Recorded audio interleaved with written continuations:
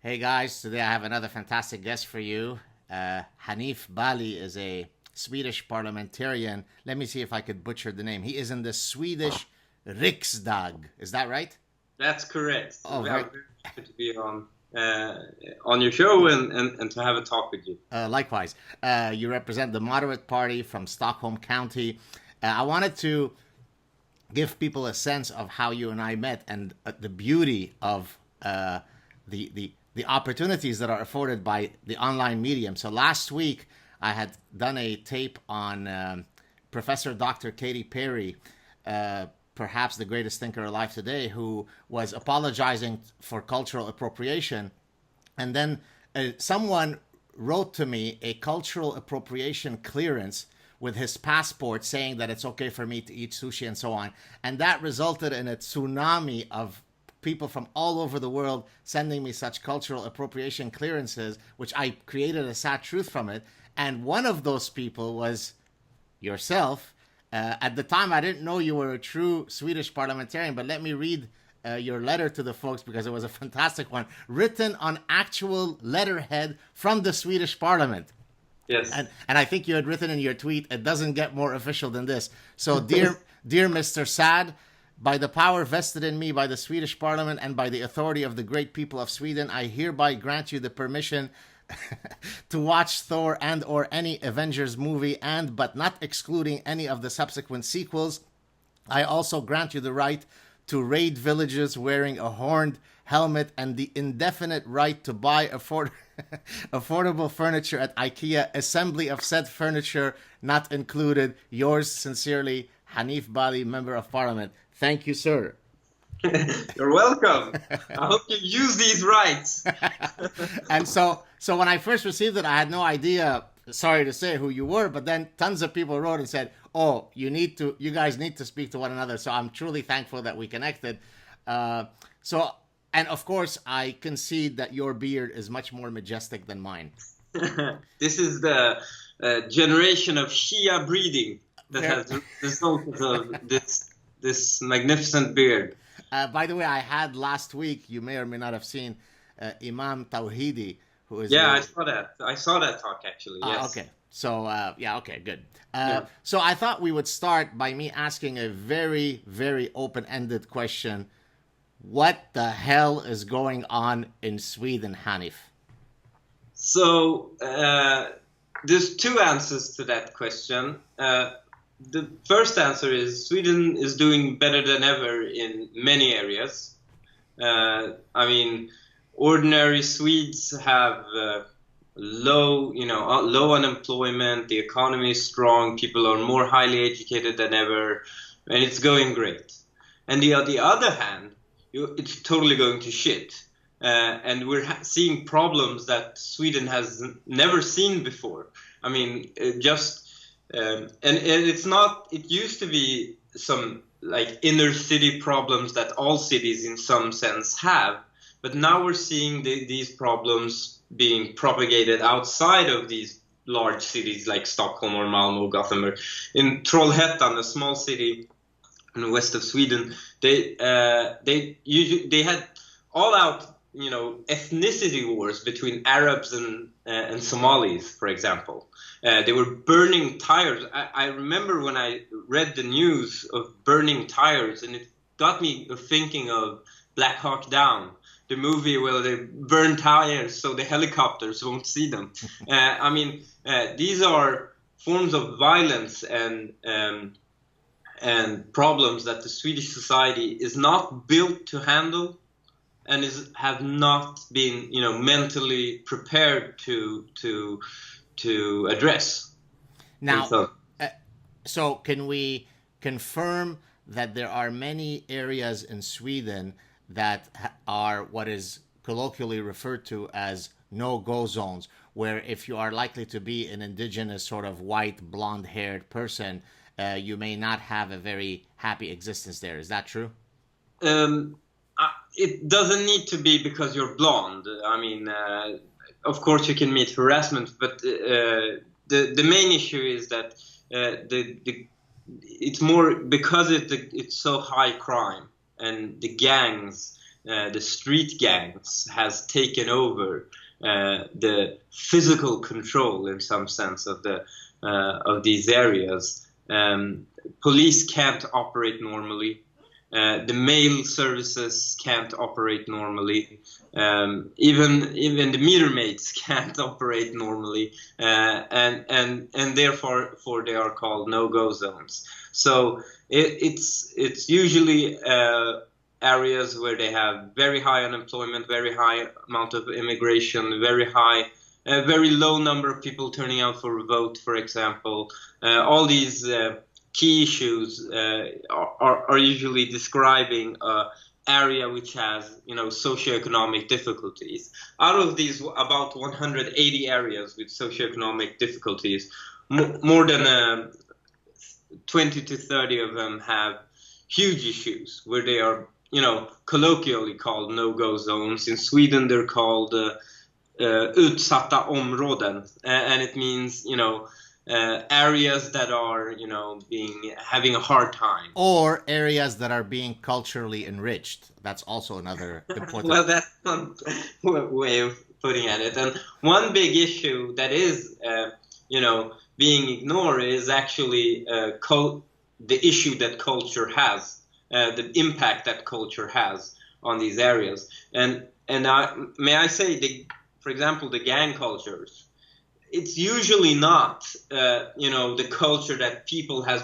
brought with them from Iraq or Syria or something like that. It's usually Swedes, usually immigrants that come to Sweden in large numbers, in so large numbers that the Swedish society cannot assimilate or integrate them either socially or in the economy. You get extreme poverty and segregation.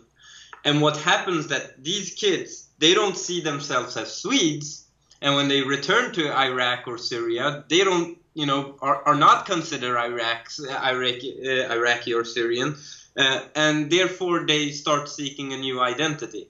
And they find this new identity either, becoming religious zealots, or this is of course I'm being generalizing a little here, or de facto turning into ghetto crime, street culture and violence. But now, Sweden, and I guess at some point we'll talk about sort of the open door immigration policy of Sweden.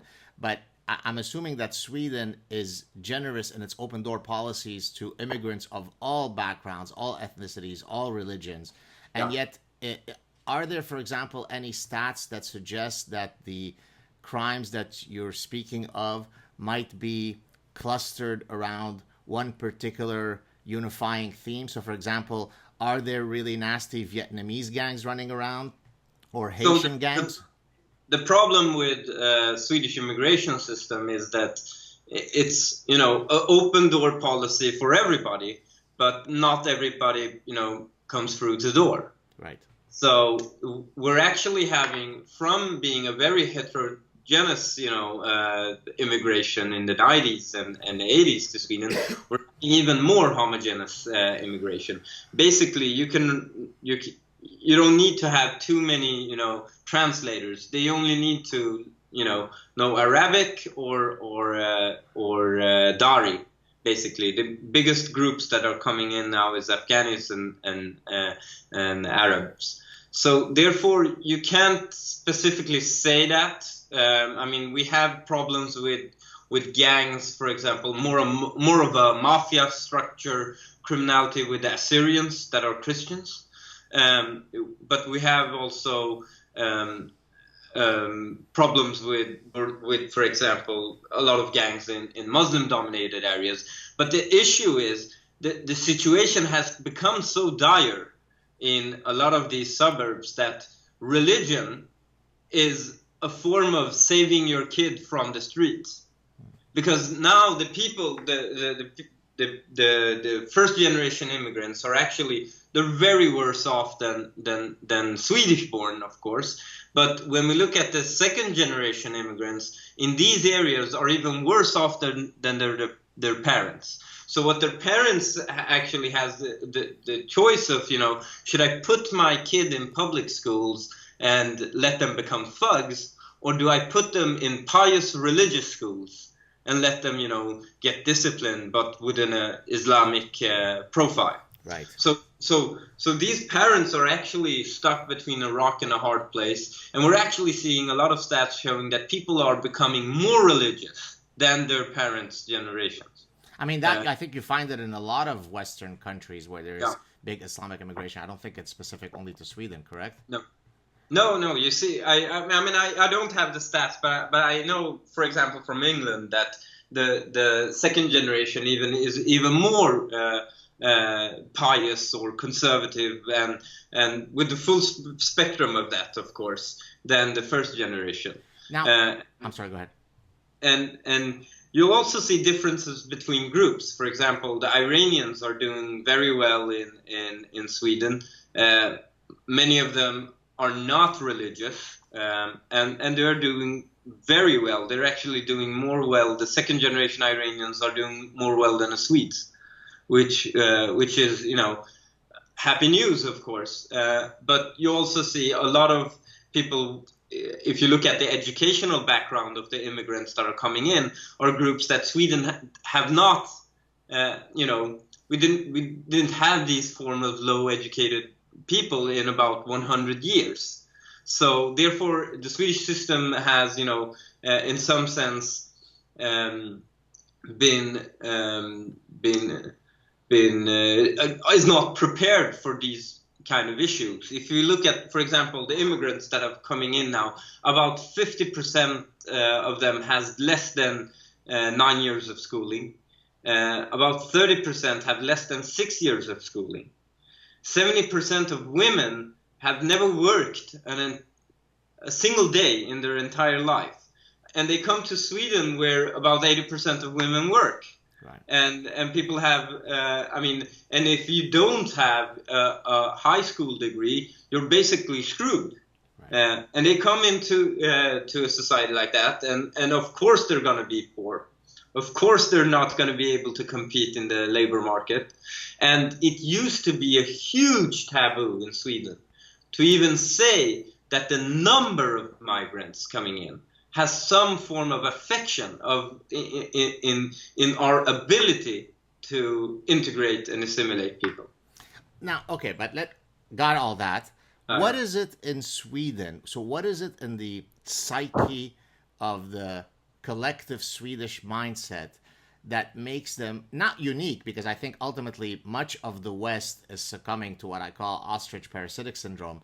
But there is something unique in Sweden, which of course our current prime minister in Canada is trying to now outdo and go ahead of Sweden as the most castrated country in the West. But until our new prime minister came along, we could have said, and you'll correct me if I'm wrong, that Sweden was sort of the king or queen of all of the castrated Western countries, in the sense that they have truly succumbed to a collective suicidal form of political correctness that's difficult to comprehend. I mean, not even my brightest satire could keep up with the Swedish lunacy. So what is it that explains it? Is it that the Swedish have viewed it as part of their identity, that they are virtuous signalers who despise racism, and therefore that's the only lens by which they view the world? I mean, is it as simple as that? Is that the issue? So if you look at Sweden, first of all, you have the consensus culture. This is a very homogeneous society. And not anymore in that sense, but it used to be just 30 years ago a very homogeneous society, and you have a consensus culture where anybody that has a different opinion outside of what is the norm is being cast out and burned out, and you don't even need to be explicit about it. This happens implicitly, and that's the first. So immigration is good, and this is our official position. If you are against it and you express your individuality, therefore you must be a racist bigot because you're getting outside the collective. So then somebody like me comes along, which came as an unaccompanied refugee to Sweden, and says that, hey guys, the numbers do not, stack up, and it if you take in 2 immigrants per school, they're going to be, socializing with Swedes and are going to end up like Swedes. But if you have 200, that's not going to happen. And therefore they have the issue where they can't call me a racist. I mean, that was the main tool that the both media and public and politics and the public had in its disposal, is calling people racist. So you can't. It's very hard to call me a racist. So what they did is instead brand me as a house nigger, Uncle Tom, and all these forms of racial slurs that they have been using have been undermining their own, virtue signal in some sense. Who calls you that, by the way? Is it your Swedish politician colleagues? Is it the media? Oh, yeah. Is it the ethnic communities? All of them. All of them. Okay. All of them. It's the civil society that gives the image of representing the immigrants. You have religious organizations. You have public figures. Op-ed writers. You name it. All of them, in some sense. All of each group. But if what happened was, we actually in a couple of years ago, in 2013, a Swedish program, a debate program, asked all the politicians, how much immigration can Sweden take? That was the question. And the people didn't accept even the basis of the question. It was a huge debate in Sweden how racist that question is. It should be unlimited. To ask that question implies racism, because it implies that there should be a limit. Yeah. Okay. And that even if there shouldn't be a limit, that there exists a limit. Right. Even that was considered racism until 2015, when we actually found out the number of where the number of immigrants Sweden physically can accept. We had huge problems in 2015, in late 2015, where even the Greens, the most liberal, the most open-minded, non-racist party, they were in power with the Social Democrats, which is also, bearer of the, virtue signaling. Even they went out and said that, okay, we can't take it anymore. We're gonna, restrict the immigration laws. And what happened was the entire consensus shifted. Totally, suddenly everybody was saying, oh, this is always my opinion, that there is a limit to, nothing has changed, It's like in an airplane, when you make a loop and just twist the airplane, you can say, I never changed direction. I was just flying straight ahead, And that's what's happened. And this is one of the reasons why Swedes, I believe, don't believe in that there is actually a limit, is that the environmental argument of how much people are, how much society and policy can change the environment of people, and therefore people are only slaves of their environment, is so dominating in the thought of the left and the Swedish mind. So people say, well, there's no limit to immigration, it's just a limit of how good integration policy we can have. Yeah, it's interesting that you say this, because what you're talking about really smells of what's called the blank slate premise, which is very much something within my scientific work, which is something that I've battled in my academic career. So the blank slate premise basically says that we're all born with empty minds, right? Tabula rasa. And it's only a question of the appropriate socialization that will make me turn into Lionel Messi or a beggar or a criminal or a scientist. And I think Sweden, as you correctly pointed out, and I've discussed this even in my scientific work, is sort of one of the key proponents of this sort of collective social engineering program, right? The idea, for example, that, we should get rid of gender pronouns. By the way, Sweden scores the highest of all countries that are scored by Geert Hofstede's cross-cultural study on masculinity, femininity. Sweden scores the highest on femininity of every known culture. And incidentally, when I'm talking about the biological roots of toy preferences, I cite a study that was done in Sweden where they inventoried toys of boys and toys of girls in Sweden. And guess what? Their toy preferences were no different than the toy preferences documented in every other culture, despite the fact that they've been doing 40 years of, gender eradication engineering. So this is one of the, interesting. I believe you have seen the research of Baron Cohen, where he look at 1 day old babies, where they have precisely the same preferences. So this gender paradox is kind of interesting, because when Sweden is becoming one of the most, egalitarian societies in the world, we're seeing more and more gender differences, and we're seeing people being more traditional in their way of choosing, which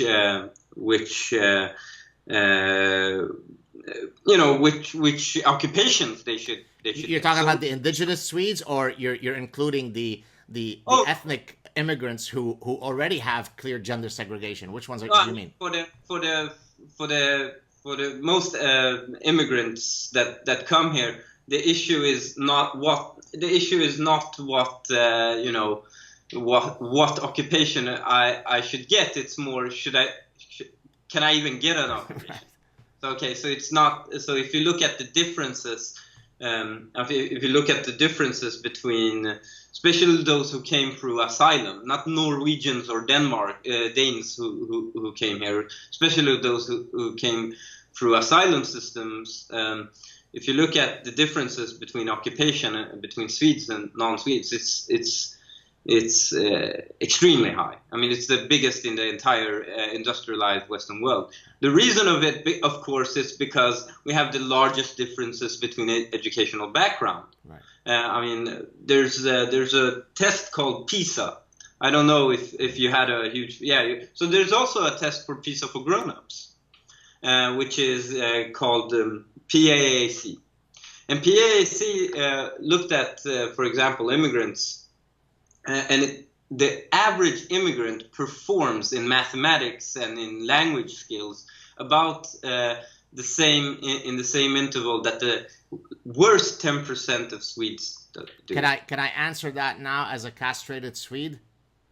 Can I answer that result? That's because those tests are racist and do not recognize our unique cultural reality. If you gave us the appropriate test, then we would score the highest. Yeah. No, but that's literally what would be said, correct? That's one interesting thing. One big. We kind of strayed off gender here, which we're discussing. But I want to make this point: is that one interesting thing is that when you measure immigrants that perform in that get the same grade in this test as immigrants and Swedish born. If you look at these two groups, you see zero difference in employment. So if they perform the same on mathematics, reading, and problem solving, they get employed exact same. So this goes, against all this common belief and common issue that it is discrimination. That is the only reason why immigrants in Sweden are being segregated, economically segregated. It's, of course, you can't deny some level of discrimination, but to accept the idea that segregation in Sweden is caused by racism, you have to accept the idea that Sweden is the most racist country in the world. And which is in itself preposterous, because in every other test we do, we're not.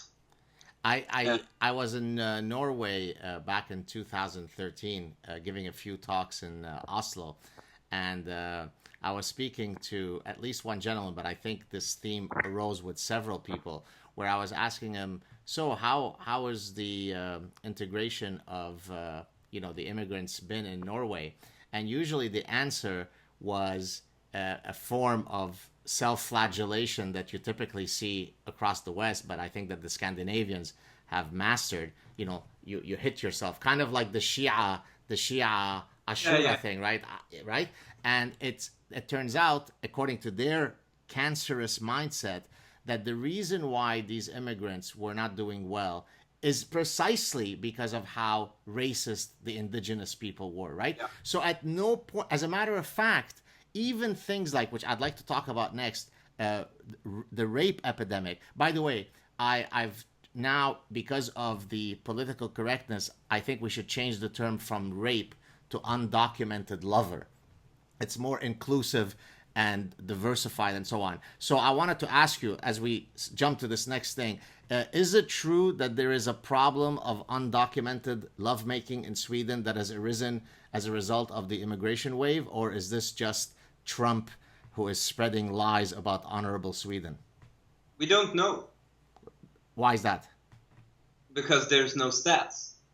We have the last time was many years ago now. I was in high school, I believe, where we got stats not based on ethnicity. I mean, we're not demanding ethnicity stats. Nobody's demanding that.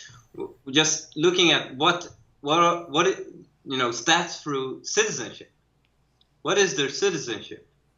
And we just want see the statistic broken down and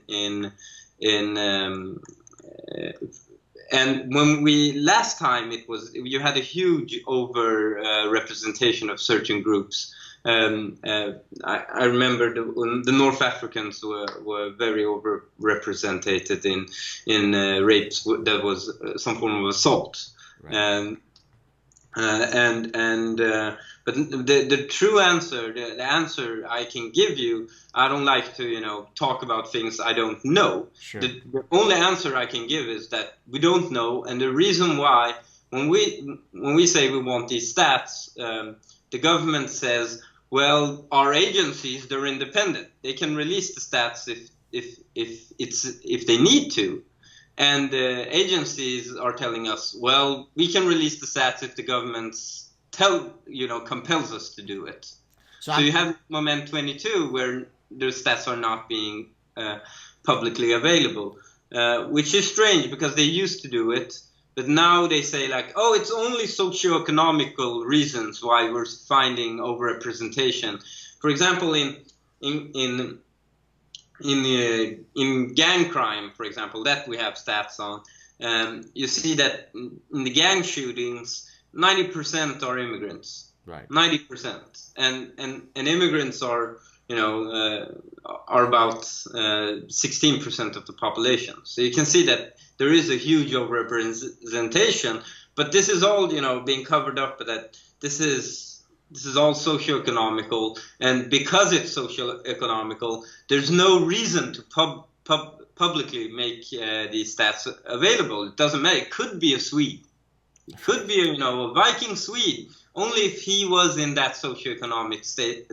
But the problem, what they're ignoring, is that if you have that form of immigration, you're going to have more people in that form of socioeconomic. So even if it was 100% socioeconomical reason, which is not, we're still seeing overrepresentation, even if you make corrections for socioeconomic causes. But even if it were so,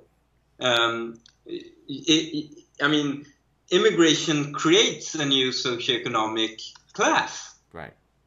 But it's being ignored.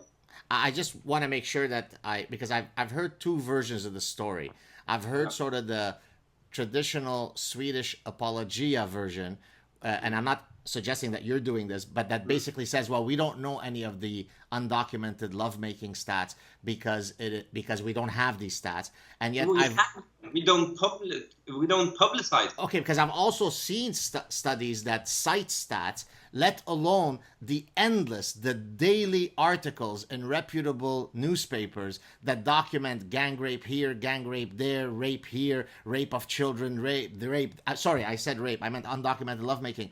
And how do I reconcile these? Because I could probably pull out for you 10 links right now from reputable sources that suggest that there is a massive problem, but then how do I reconcile that with, but we're not really sure because we haven't analyzed the stats. Everything is indicating in some sense that we have a much larger problem now. For example, gang rapes of boys. Yes. This was of course it happened sometime, but it wasn't, something commonly. It was extremely uncommon. But in the last 2 years or 3 years, where we had huge numbers of Afghanis coming to Sweden, and with the Bachabazi culture that exists in of course these crimes has been risen a lot. But the problem is that I can't with scientific certainty, I can't with scientific quote you the actual number.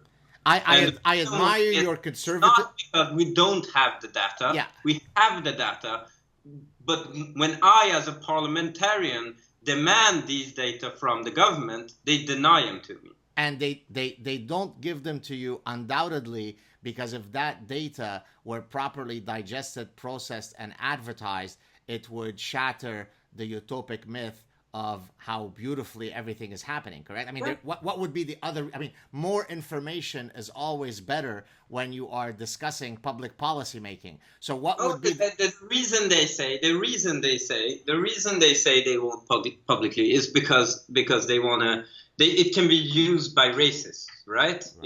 This information will be used by racists, and the racist will win. Right. But the problem is the exact same. This behavior is actually what's making the racist guys grow, because if you create an environment where you suppress speech, the speech goes underground and it festers and it comes out even worse. So if you look at like alternative news sites, I mean, they're propaganda pieces, right? I'll tell you, the mainstream media is also in some sense propaganda pieces in many times, but much less in some sense than many of these alternative news sources. But the problem is that if the only way people are going to find out who is the assailant that is roaming free in a certain neighborhood is to go into these sites, right, people will do that, and they will take the red pill, and you won't get them back. Right. So instead of being careful with this information and using it properly with non-racist but a good intent, we suppress it. But isn't now Sweden? So two points I want to make about this. First, I think it was Stockholm police, or I don't know if it's a national police in Sweden, that now no longer identifies, say, rapists and so on. They leave that very vague, precisely under the argument of what you said, because that might trigger. This has actually changed in later years. The police are going out with images. Have you seen this guy, for example? And they go out with the media with images and a detailed description of the person. But his name is Muhammad Ahmad Hussein, but they change it to Sven Ringqvist. No, this doesn't happen. Instead, what happens is when the media publicize a person that is wanted, right? Have you seen this guy from a CCTV capture? The media pixelates. Right. I mean, so there is a standing joke now. Have you seen these 4 pixels walking around in the streets of Stockholm? So this is actually, the media takes it upon itself to be the kind of good censor. Right. And the reason I believe this creates even more animosity and racism. Right. Because go ahead. Finish your point. that's that, and that is a, I believe this will shift also. I mean, you can't uphold these in a free, open society. You can't uphold this kind of censorship for too long until you'll have consequences, and we're all already seeing these consequences. So the Swedish Democratic Party, which is a populist. This is I have his name. Is it Kent Ekeroth? Is that? Oh yeah, Kent is one of their public figures, right? Okay. Right. So the Swedish Democratic Party has now grown from being one of, just a couple of thousand votes to now being the second largest opposition party. Okay.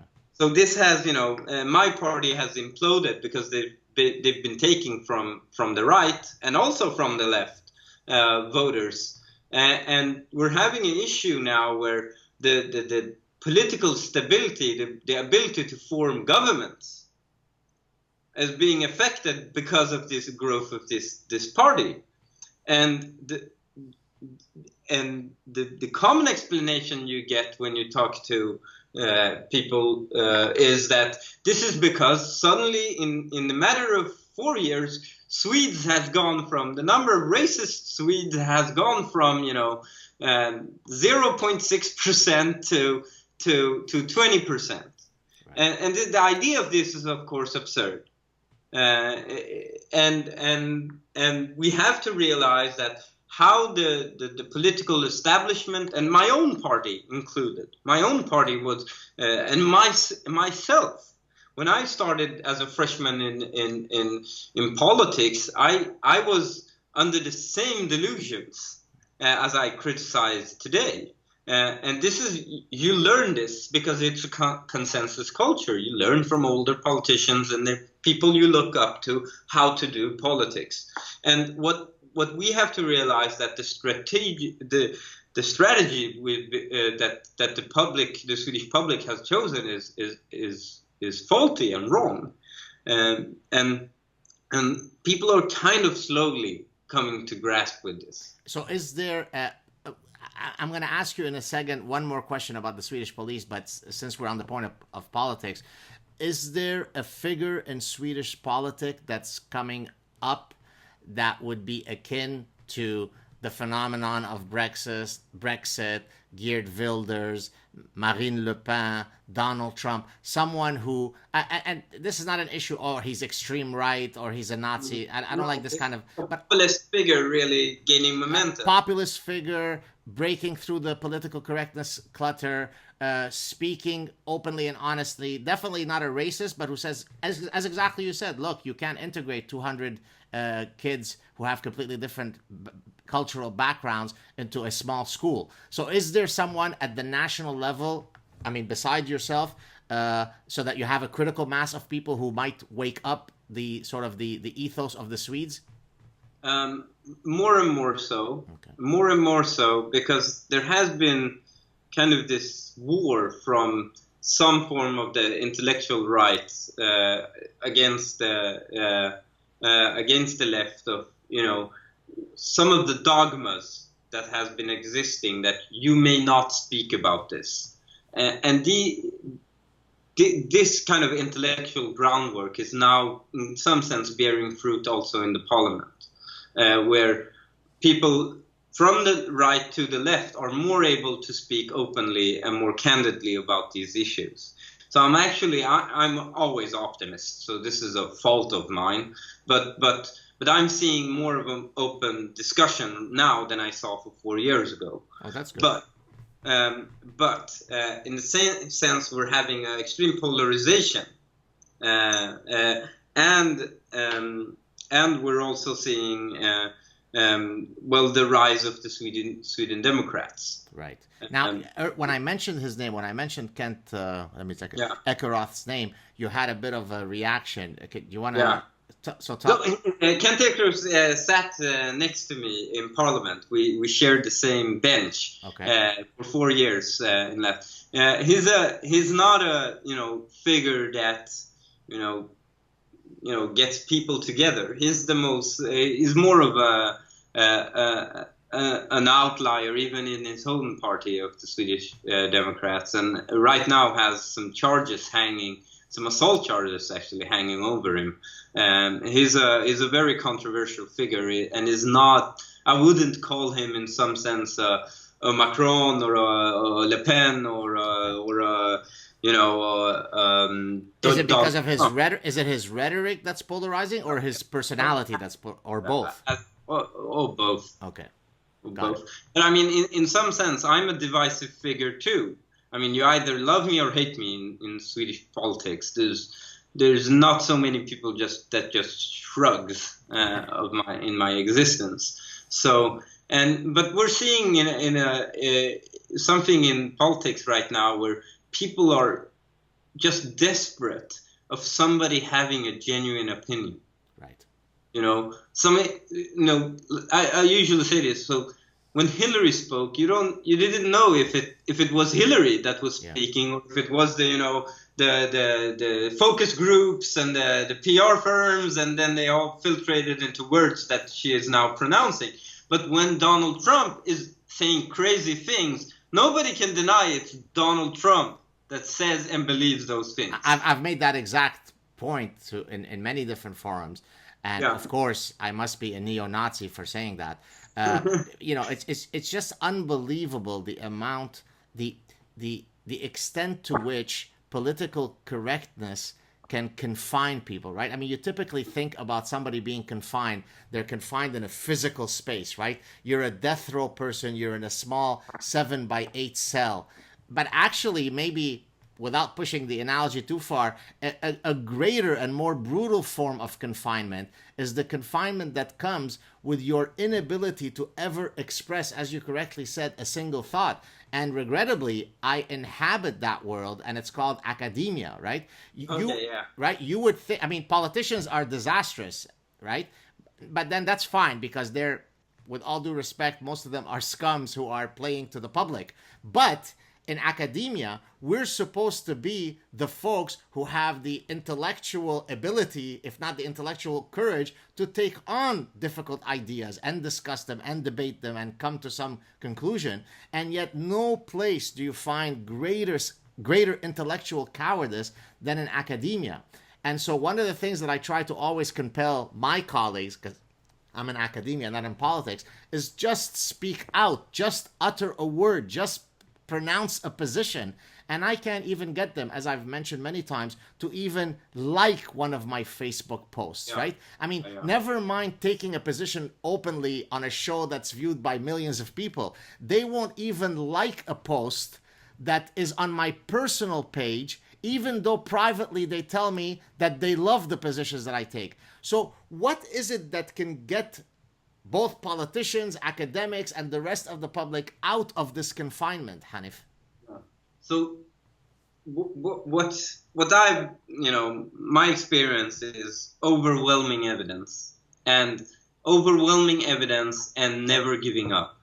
So I'll tell you one example which was bizarre. So I've as an accompanied refugee, Tell us about this before you start. What? Because you keep referring to that. Maybe you could tell us very briefly about your personal history. When I was 3, my parents sent me to Sweden.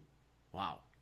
So they sent me to Sweden. I'm raised up in kind of with Sweden as my parent, as my legal guardian. And I lived in foster homes, mostly of Iranian. I lived in a Swedish family where I could experience, they had jobs and I could experience Christmas and stuff for a couple of months. And then the Swedish social services changed me to an unemployed, newly arrived Iranian family because, I have to, I can't betray my culture and my religion, etc. So this is. And so I lived in a lot of these families. So why didn't your parents come with you? Why didn't your parents emigrate? Because there were Marxists, Islamists fighting against the Iranian regime. And are you in touch with them now? Yeah, I'm in touch. So my mother's out of this extreme sect, and my father is still with them. I see. Okay. All right. Go on. Yeah, but we talk once a year, something like that. So I've been raised up. So this is an issue very close to my heart. And I remember when I was in a home. This was kind of a collective home for us. And I was 10, and the oldest guys were 15. And it was kind of a huge clash to be raised up with that age difference, right? But now we had a huge problem of people coming to Sweden saying, hey, I'm 16 years old. Right. Everybody was 16. Especially the Afghani group. It was about 90% were 16. This was a unique word that only were, and they looked like me, right? They were 16 and they had the gray beard. And a lot of them were older, and we knew that they were, it's not logical. If you look at the Syrian group, there was very many different age groups, but the Afghanis were all 16. It was kind of a war only, affecting 16-year-olds. And we said, like, hey, people are apparently cheating with this. And this is an issue very close to my heart, I really suffer for the kids that have this faith. And the problem is, like, people are, misusing this opportunity, this openness, this compassion.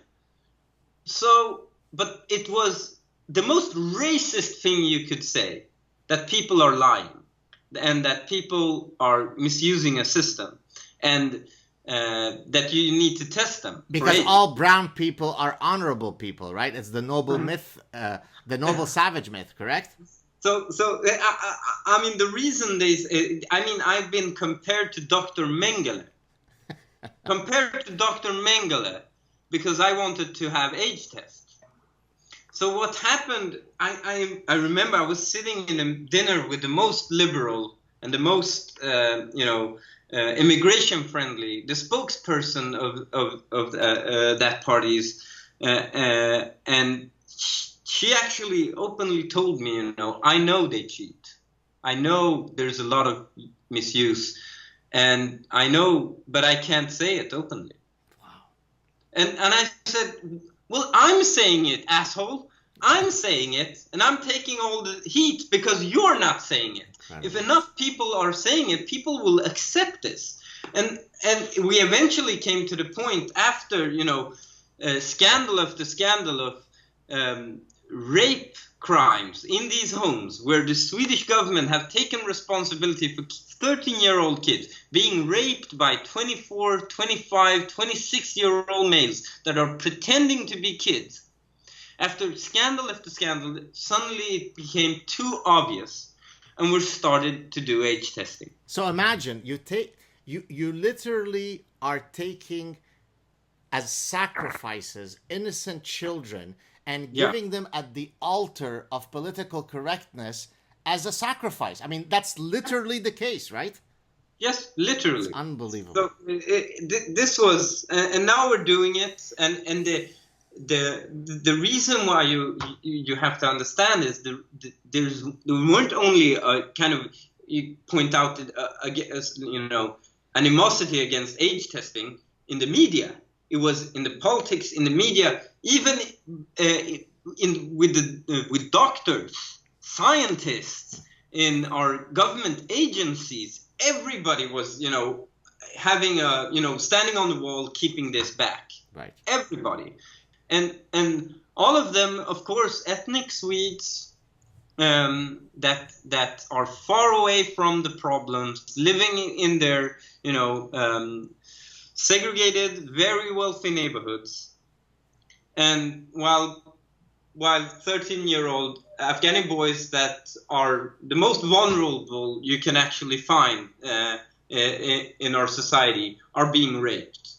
And this has, this of course has, and people now that we're doing age testing, and we have on document people calling it racism and Nazism and you name it. And when we're calling them out, like, how can you How can you now defend this position and say, "Oh, it was a different thing then"? I mean, I never changed opinion. Actually, I always believe that you have to have some form of testing, of course. But when I called you Dr. Mengele for you know, it was a misunderstanding. Misunderstanding because you wanted to test teeth. I wanted to test bone structure. You know, it's a measurement problem. It was a measurement problem lost in translation. Yeah. Speaking of rape, I wanted to mention what I said earlier about the Swedish police. The Swedish, I think it was Stockholm, but you'll correct me if I'm wrong, came out with a truly brilliant plan. I thought this was fantastic policing. They thought that if the indigenous Swedish woman would wear bracelets that say very strongly, "Don't touch me," this would stop the undocumented lovers from actually touching them. And then they were quite surprised that the noble brown people did not take those bracelets very seriously. Could you comment on that for us, please? So this was kind of a information campaign,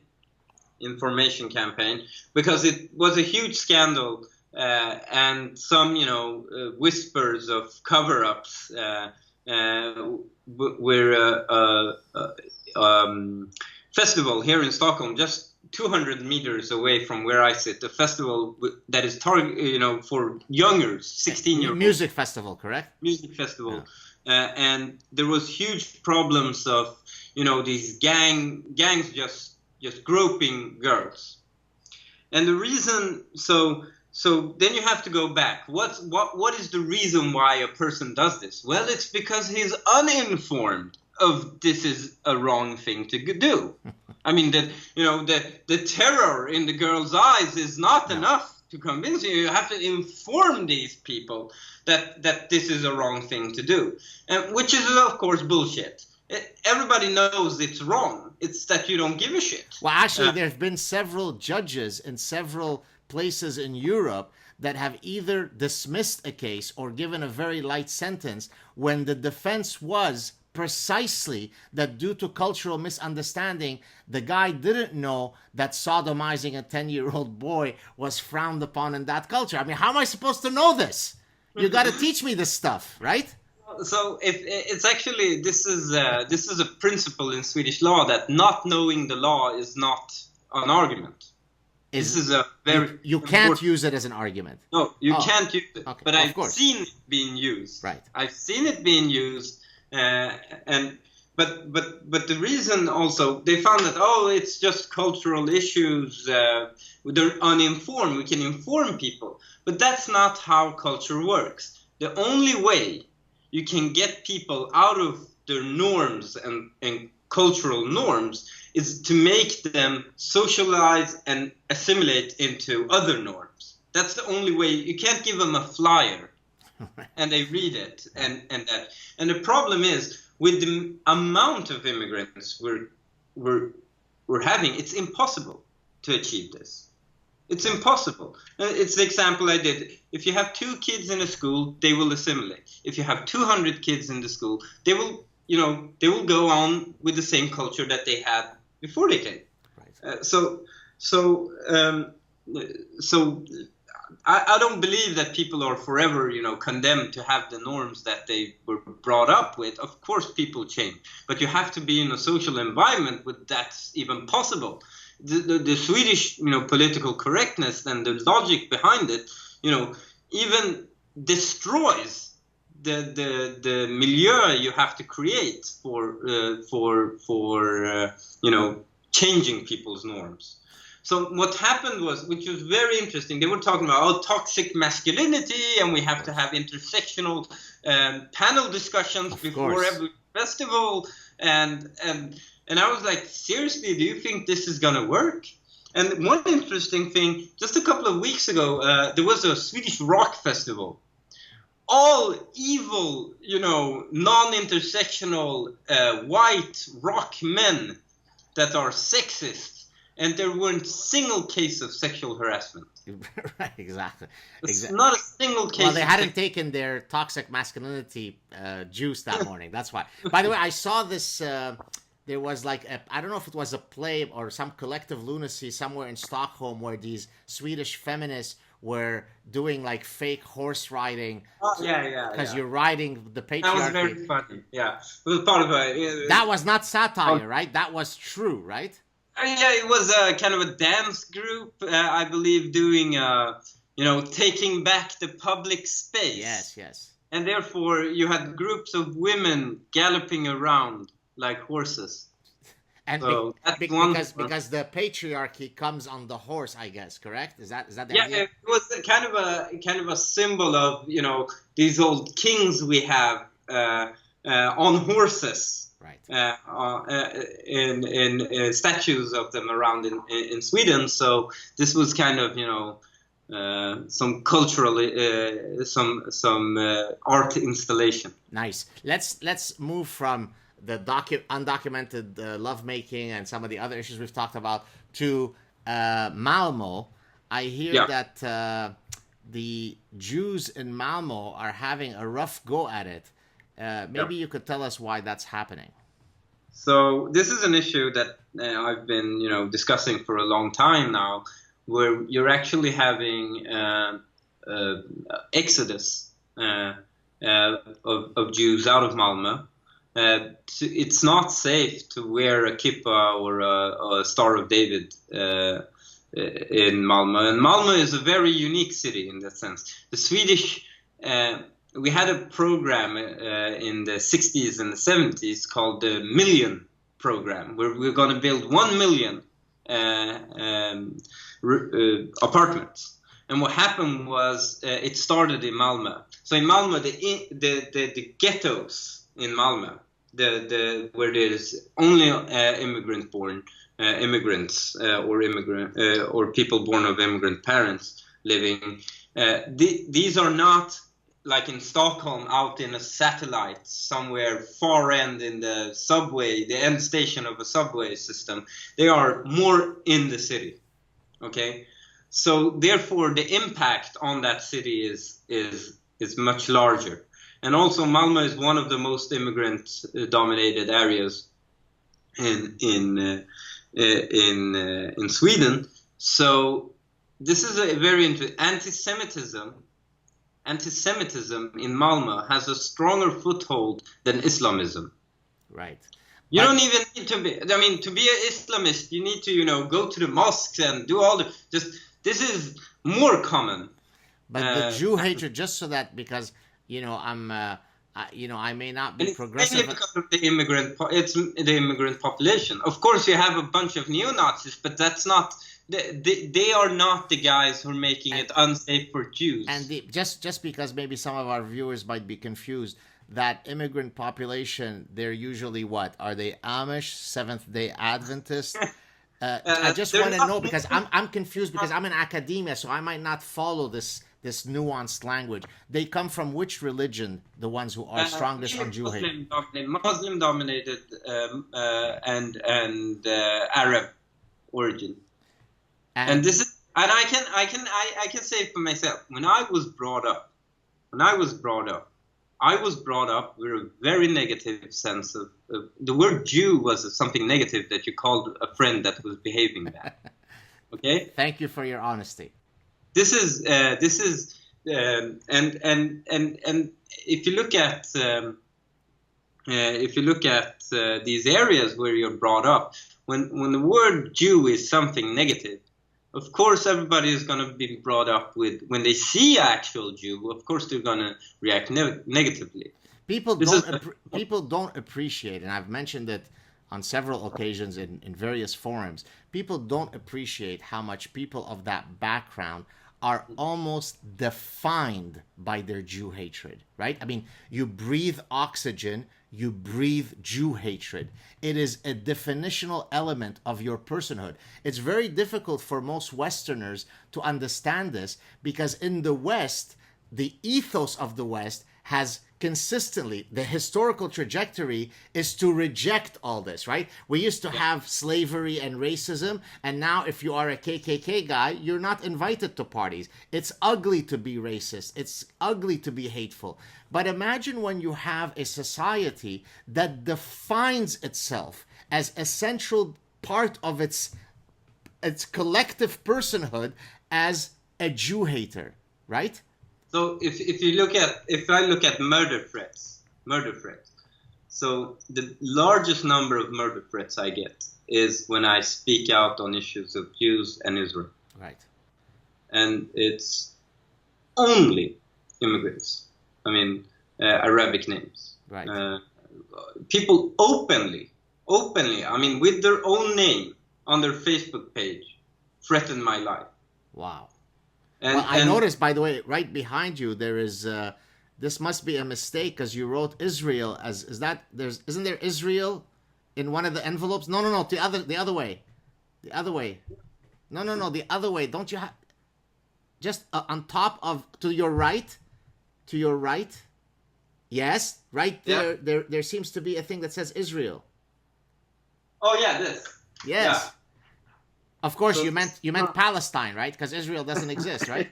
So I'm also the chairperson of the Swedish Israeli Parliamentarian Friendship Association. Oh boy, so, that's why I get postcards. I mean, I'm still waiting for that Mossad money to my Swiss bank account. I'll be sending it to you after today's. I get murder threats and I only get a postcard. So by the way, this Jewish conspiracy, they're really not funding their, their foot soldiers. That's how diabolical us Jews are. We promise you money, then we renege on the agreement. That's how evil we are, man. We don't honor contracts. But seriously, when you get all these death threats, you must give these to the police. Do they act on it, or is it? Oh, no. I actually just I still report them, a lot of them, when I have the time to do it. But I found a very more effective method, and that, so if people are gonna threaten me with their name, so I publicize. I just take a print screen of it and put it on my Facebook page and my Twitter, and all of my 120,000 followers can, on Facebook and Twitter can, see what kind of idiot. And it works, because when this guy that threatens me, in his life, the people around him, the norm is of course it's okay to hate Jews, and of course it's okay to, threaten a person that defends them. Of course it is. And if that's the norm, I have to show him another norm. Right. Have you been able, in that particular engagement, have you ever been able to take one of these guys who sent you this type of hate and through some sort of engagement flip him around? Yeah, actually happened. And one of the guys, he said, "Oh, please, can you take it down? People are, mailing me, and calling me and demanding what I mean. And please, can you take it down?" And I first of all started with, "Well, I don't want an apology. We can take the apology later. I need you to understand what you have done wrong." And I had a discussion with him. Where I said, "Hey, if somebody acted the way you're acting, and it wasn't a Jew, it was, because of Muslims or because of any other reason, would you find it acceptable?" Started to, reason with him and calm him down and reason with him. And suddenly we found that beautiful Swedish consensus. It's so funny you say this, because I've had the exact same experience, where oftentimes people tell me, "Well, why do you waste your time engaging with random people and so on?" Well, because sometimes, small gains in the trenches matter, because other people are watching. I had a guy, a Muslim guy, I think he was from Lebanon, send me, I think it was a Saturday morning, I opened my private messages on Facebook, and it was, "I'm going to kill you," the whole thing. I started engaging him, and then I think I had done something similar to yours, where I had posted his stuff. He responded exactly like what the guy said to you, but he actually turned it into, he became the victim. Right? Yeah. He became the victim. Well, I mean, all I did was threaten to kill you, and now you go and you advertise this? What kind of monster are you? I mean, why can't you just gently die? right? Yeah. But that, by the way, is the Islamic collective Munchausen, right? I attack, I threaten, I kill. When there is a retaliation, boo-hoo, I'm a victim, right? It's a classic But you ploy. can't get people out of it. You can. What you do And is I got him out of it, just like you did yours. We ended up talking. I mean, we didn't become best of friends, and I haven't heard from him since that time. But I did something similar to you. So I really commend you on having the courage and patience to take on this guy. That's what we all should be doing. Yeah. So I see a lot of similarities from the things that are going on in Canada and Sweden, but we're kind of seeing that a single person can make a very big difference with the media platform. I mean, the work you're doing and Jordan B. Peterson, of course, and it's also it doesn't stay in Canada. Right. I mean, it affects us here, and so I am very optimistic. So do you think? So let's as we sort of come to the end of our chat. Let's hopefully end it on some optimism. How do you see the trajectory of Sweden in particular, and more generally the West, playing out with all of these problems that we're facing? So I see a shift in Sweden of more sensible, approach to a lot of these issues that we are discussing. There's a lot of work still left to do. I mean, I live in a community now in northern Stockholm with one of the most immigrant-heavy communities, but very well educated. And we're not seeing white flight. It's the only community not seeing white flight. And we're seeing kind of a very positive... People don't see it as multicultural. It's very immigrant and populated, but it's not multicultural if people is not killing each other, okay? So we're seeing kind of these positive examples. And we're also seeing popularity of people, confronting this truth. And we're now seeing people confronting political correctness that aren't batshit crazy. Right. It started with batshit crazy people doing it, right? Because of batshit crazy reasons. Right. But now we're seeing reasonable, logical, sensible people doing it. And those are those who are gaining traction. So I'm very optimistic for both Canada and Sweden. From your lips to the cosmos's ear, as we say. Hanif, a true pleasure. I look forward to hopefully continuing our dialogue both online and offline. It was a real pleasure meeting you.